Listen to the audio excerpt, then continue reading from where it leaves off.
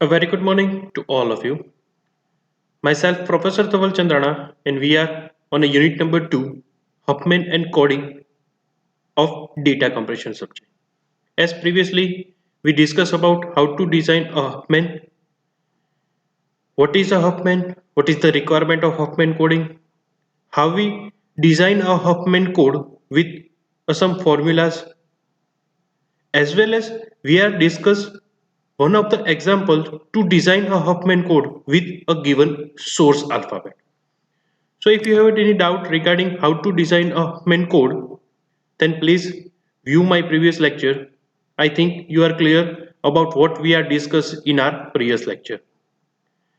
So guys, today we also discuss about a second variations of Huffman coding is nothing but a minimum variance Huffman code. If you want to understand this today's topic, then you must be clear about a previous lecture because it is completely depends on how to design a Huffman code. We just slightly difference to differentiate in this particular lecture that what we are done in our previous lecture and what was the current lecture will be demand on.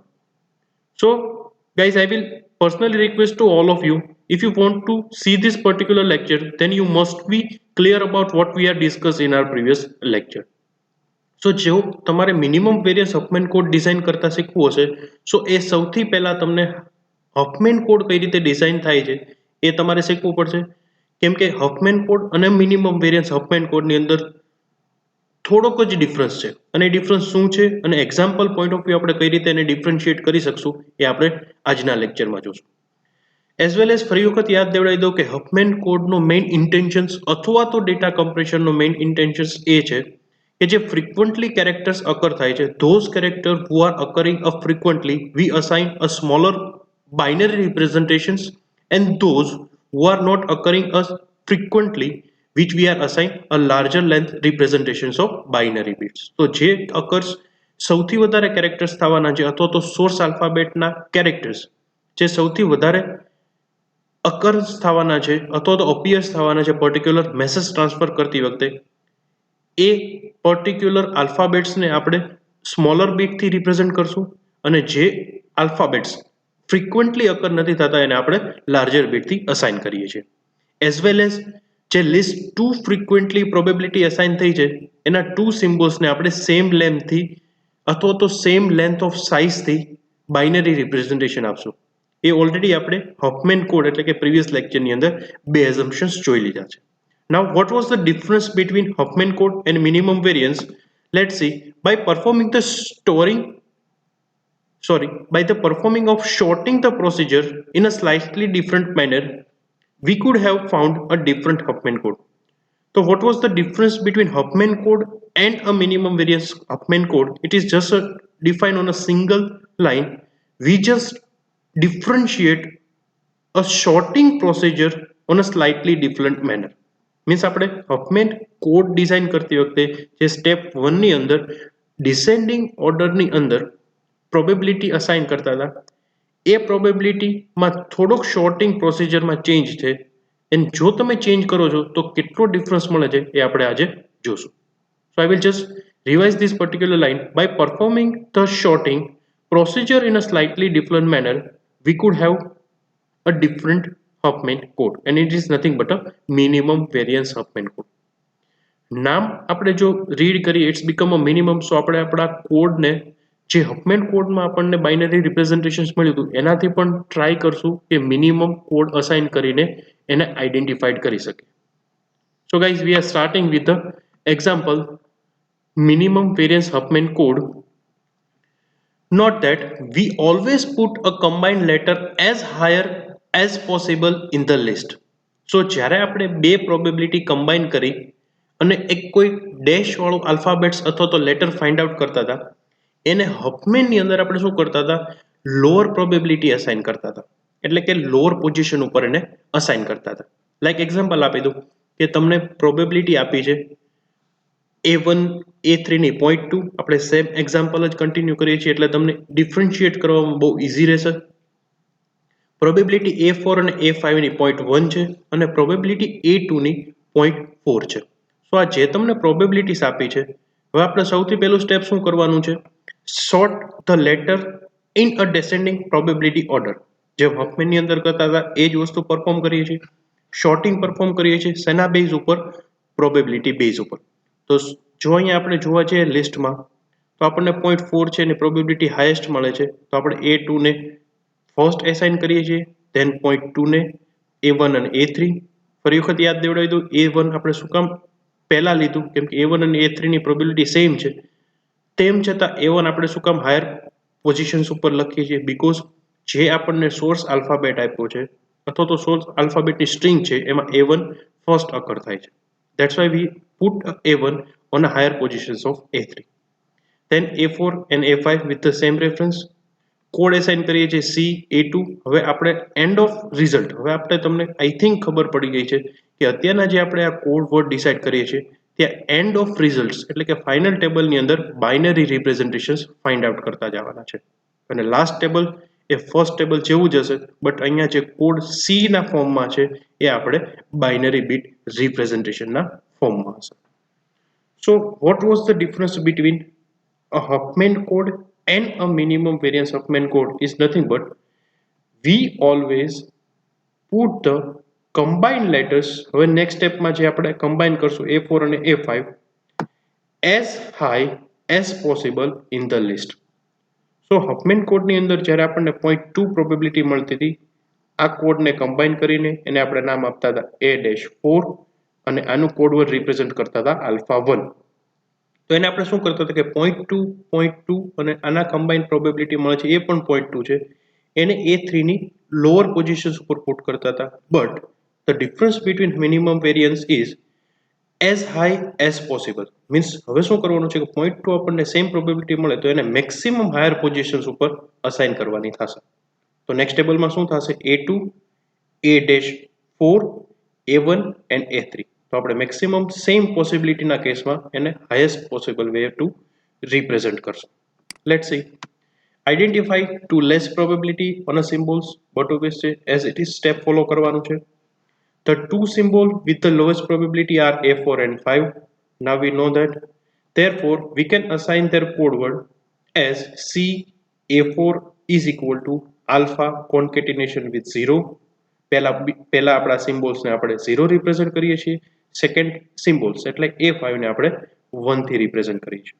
Now combine આપણે probability કરશું A4 અને A5 નું, એનું નામ આપણે assign કરીએ છીએ A-4. A4 અને A5 ની પ્રોબેબિલિટી છે 0.1, it's become 0.2. So probability of A-4 આપણને શું મળે છે? 0.2. હું શું કામ અહીંયા સુધી બહુ ફાસ્ટમાં જાઉં છું? બીકોઝ આ જ સ્ટેપ્સ આપણે પ્રીવિયસ લેક્ચરની અંદર ઓલરેડી સ્ટડી કરી લીધો છે. નાવ હવે જે ચેન્જીસ છે એ ચેન્જ આપણે જોવાનો છે અને એ જ ડિફરન્સ છે મિનિમમ અને સિમ્પલ હફમેન કોડની અંદર. સો આપણે જે નવું ટેબલ જનરેટ કરીએ છીએ, create a table 2 with the reference of note. આપણે નોટમાં ડિસાઇડ કરેલું હતું, નોટમાં કીધેલું છે કે મેક્સિમમ પોસિબલ પોઝિશન્સ ઉપર સેમ પ્રોબેબિલિટીને અસાઇન કરો. મીન્સ કમ્બાઈન કરીએ આ પ્રોબેબિલિટી આપણે A4 અને A5 ને, તો કમ્બાઈન કરેલી પ્રોબેબિલિટીને as much as higher possible ઉપર પોઝિશન ઉપર રિપ્રેઝન્ટ કરો. સો A2 0.4 એ તો બટ ઓબ્વિયસ છે 0.2 કરતાં વધારે છે એટલે આપણે એને ફર્સ્ટ જ અસાઇન કરશું. હવે વાત રહી હફમેન અને minimum variance Huffman.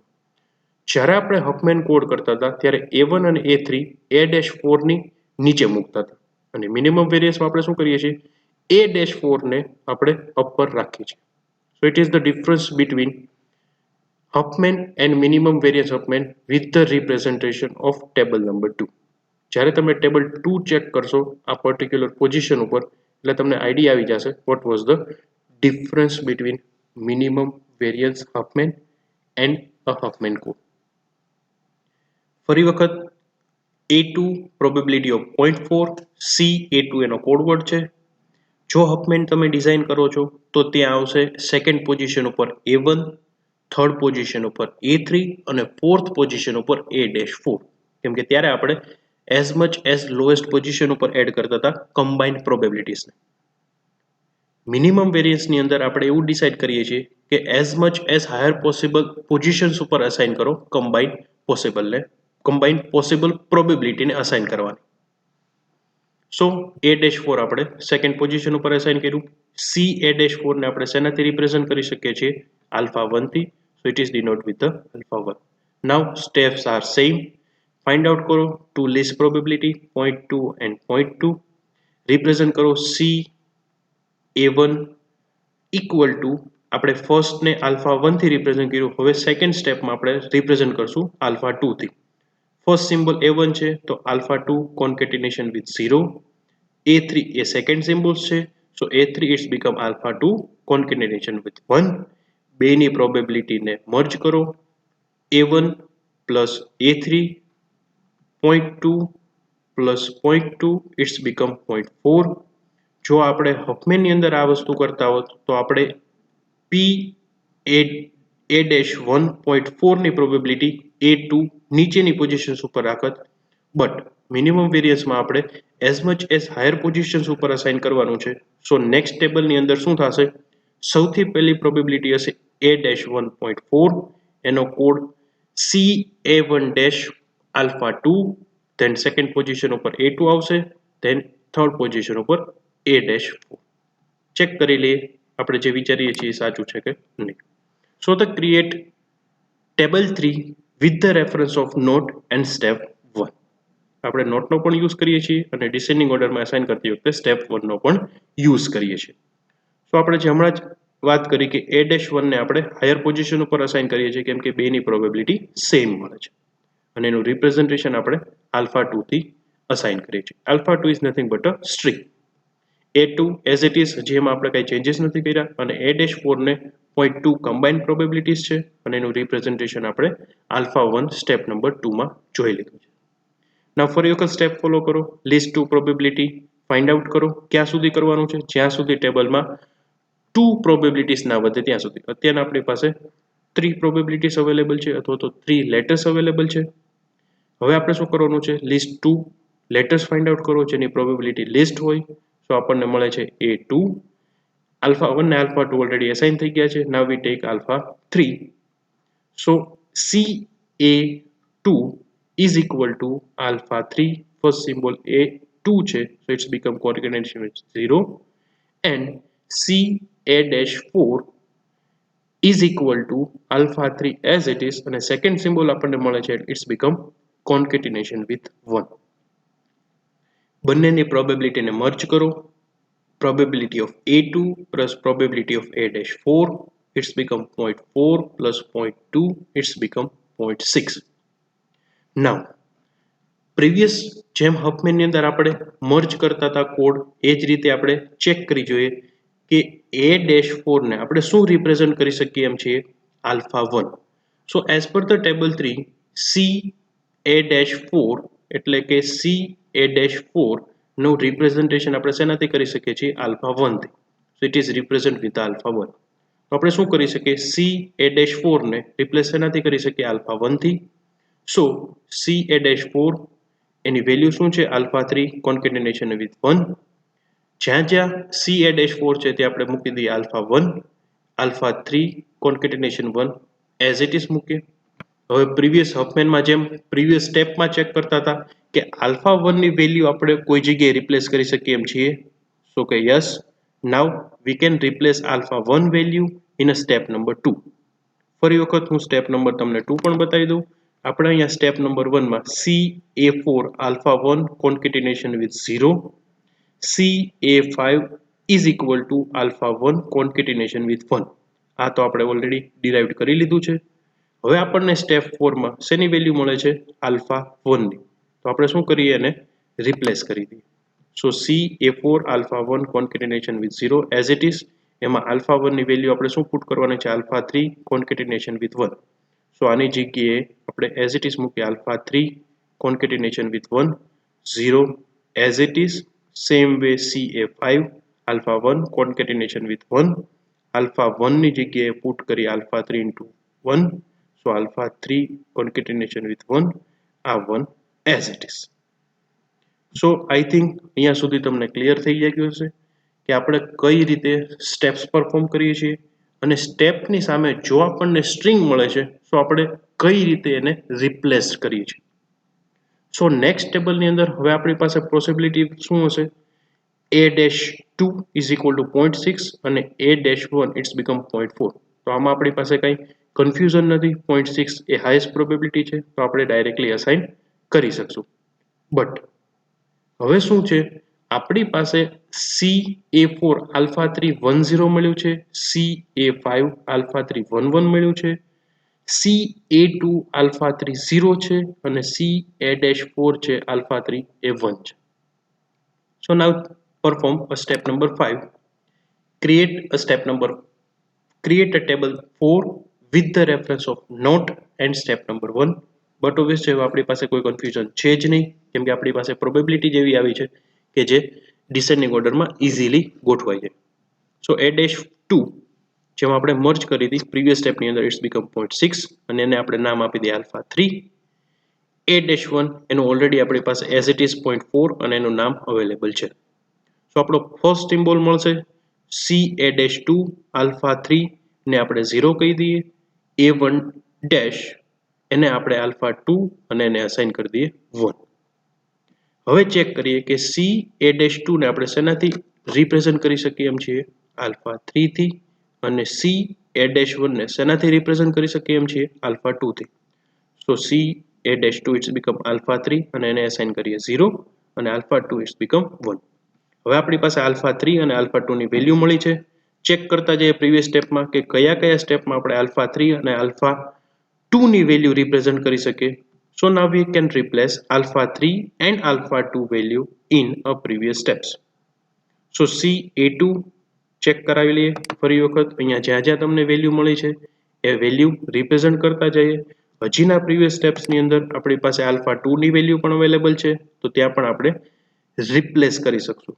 CA1 alpha 2 ની વેલ્યુ રિપ્લેસ કરશું, Cમાં A3 માં આલ્ફા 2 ની વેલ્યુ રિપ્લેસ કરશું. સેમ વે અહીંયા આપણે આલ્ફા 3 ની વેલ્યુ રિપ્લેસ કરશું. સો ફાઇનલ કોડ શું મળે છે? CA2 આલ્ફા 3 જે આપણી વેલ્યુ છે કોન્કેટિનેશન વિથ 0. સો આલ્ફા 3 ની વેલ્યુ શું છે? 0. આલ્ફા 3 ની એઝ ઇટ ઇઝ વેલ્યુ મૂકી દઈએ 0 અને કોન્કેટિનેશન 0 નું as it is 0. Same CA1 alpha 2 concatenation with 1. So alpha 2 ની વેલ્યુ શું છે? 1. તો આલ્ફા 2 ને રિપ્લેસ કરીએ 1 થી. સો CA1 મળી ગયું 1 અને 0 એઝ ઇટ ઇઝ. A3 માં આલ્ફા 2 કોન્કેટિનેશન વિથ 1. આલ્ફા 2 ની વેલ્યુ મળે છે 1. So it's become 1 concatenation with 1. Alpha 3 ની વેલ્યુ મળે છે 0. સો એ ડાયરેક્ટલી રિપ્લેસ કરી દીધું 1 0 as it is carry forward કર્યું. A5 ની અંદર આલ્ફા 3 કોન્કેટિનેશન વિથ 1 1. A3 ની વેલ્યુ આપણને મળે છે 0. સો 0 આપણે રિપ્લેસ કર્યું અને concatenation with 1 1 as it is. Now, so the minimize variance of code, or we can say minimum variance of main code for the original 5-letter alphabet. હવે આપણે આપણું ફાઇનલ ટેબલ્સ જનરેટ કરી લઈએ. સો A2 ની value શું મળી? 0 0. It's become a 0 0. A1 ની value it's become a 1 0. A3 ની વેલ્યુ 1 1. A4 ની વેલ્યુ 0 1 0 અને A5 ની વેલ્યુ 0 1 1. સો ગાઈસ, હવે તમે કમ્પેર કરશો હફમેન અને મિનિમમ વેરિયન્સ હફમેનની અંદર. તો જો સિમ્પલી એક જ આલ્ફાબેટ્સની વાત કરીએ તો A2 નું રિપ્રેઝન્ટેશન હફમેનની અંદર સિંગલ બીટ હતું. A2 નું રિપ્રેઝન્ટેશન મિનિમમ વેરિયન્સમાં 2 બીટ છે.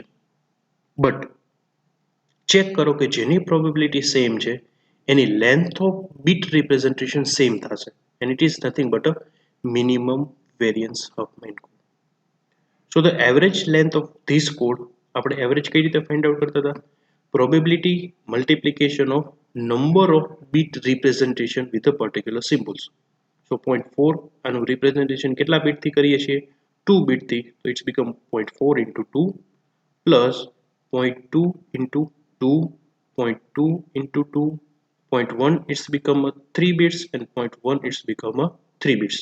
સો અહીંયા જ્યારે આપણે હફમેનમાં ફાઇન્ડ આઉટ કરતા હતા ત્યારે આપણે 4 બીટથી રિપ્રેઝન્ટ કરતા હતા. સો આપણે મેક્સિમમ ટ્રાય કરી કે આપણા આલ્ફાબેટ્સને મિનિમમ બીટથી રિપ્રેઝન્ટ કરી શકીએ, and it is the actual algorithm of minimum variance Huffman code.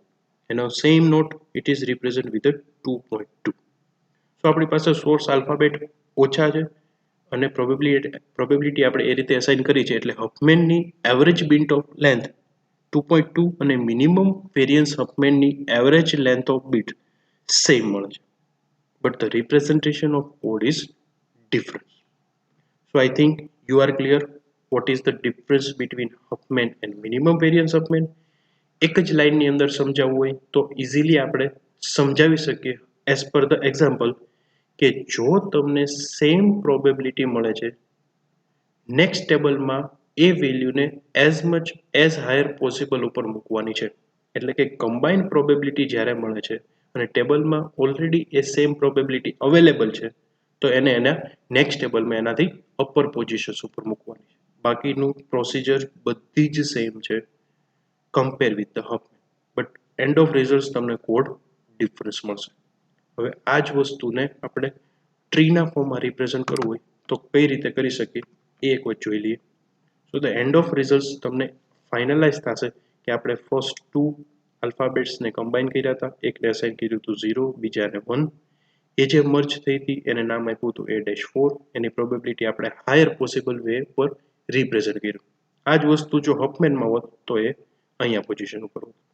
નામ ફરી વખત બે લિસ્ટ પ્રોબેબિલિટી ફાઇન્ડ આઉટ કરી એને 0 અને 1 અસાઇન કરી દીધું આ બે પ્રોબેબિલિટીને મર્જ કરો એટલે 0.4 બને 0.4 ઓલરેડી ટેબલમાં છે તો એનાથી અપર પોઝિશન્સ ઉપર આપણે એને નેક્સ્ટ લઈ ગયા હતા ટેબલમાં બાકી as it is carry forward કરી દીધું આની બે કમ્બાઈન થઈ હતી એને નામ આપ્યું હતું A-1.4 A2 as it is A-4 as it is ફરી એક સ્ટેપ ફોલો કરો ફાઇન્ડ આઉટ કરો ટુ લિસ્ટ પ્રોબેબિલિટી એટલે 0.4 એન્ડ 0.2 પહેલાને અસાઇન કરો 0 બીજાને અસાઇન કરો 1 એ બે પ્રોબેબિલિટી મર્જ કરશો એટલે આપણને નવો સિમ્બોલ્સ મળશે A-2.6 0.4 A1 as it is હવે આ બેને અસાઇન કરી દો 0 અને 1 અને લાસ્ટમાં વેલ્યુ પુટ કરતા જશો એટલે તમને વેલ્યુ મળતી જશે so I hope you are clear what is the difference between Huffman code and a minimum variance Huffman code and how to design